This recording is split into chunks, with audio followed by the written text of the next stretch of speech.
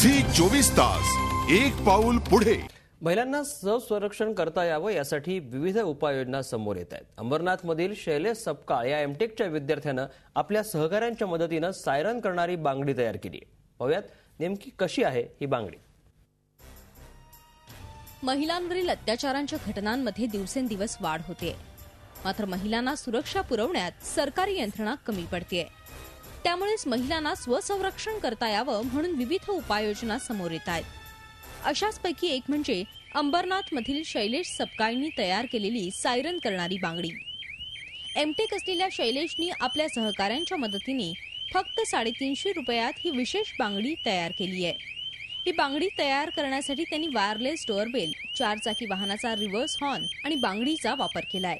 Wireless connection मिळाल्यामुळे तो siren वाजेल आणि जेव्हा तो सायरन एवढ्या जोरात वाजेल तेव्हा ज्या मुलींना जो 2 मिनिटाचा 3 मिनिटाचा काही कालावधी मिळेल त्या कालावधीमध्ये मुली आपल्या संरक्षणाचा दुसरा काहीतरी उपाय करू शकतात, किंवा असं होऊ शकतं की सायरन वाजून मुलं घाबरू शकतात आणि तेवढ्या वेळात किंवा पब्लिकही आवाज जाऊ शकतो आणि मुलींना संरक्षणाची स्वतः एक संधी मिळेल। म्हणजे आपल्याला कायद्यावर पूर्ण डिपेंड न राहता स्वतः संरक्षण केल्यामुळे मुलींचं संरक्षण होऊ शकतं। हा आमच्या प्रोजेक्टमधला एक उद्दिष्टाचा भाग होता।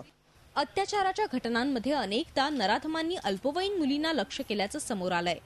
म्हणूनच शैलेशने शालेय विद्यार्थिनींना ही बांगडी तयार करण्याचं प्रशिक्षण द्यायला सुरुवात केली आहे। या बांगडीत डोअरबेलचं सर्किट असतं आणि स्कूल बॅगमध्ये 4 चाकी वाहनांचा रिव्हर्स हॉर्न ठेवलेला असतो। हातातील बांगडीचं बटन दाबलं की मोठमोठ्याने सायरन वाजायला सुरुवात होते।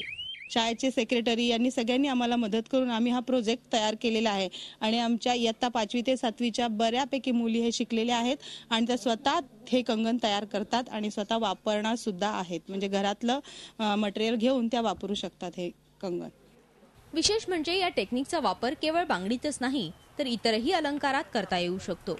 महिलांना स्वसंरक्षणाचा हा पर्याय सोयीस्कर वाटत असल्याने सर्वच स्तरातून शैलेशच्या या उपक्रमाचं कौतुक होतंय।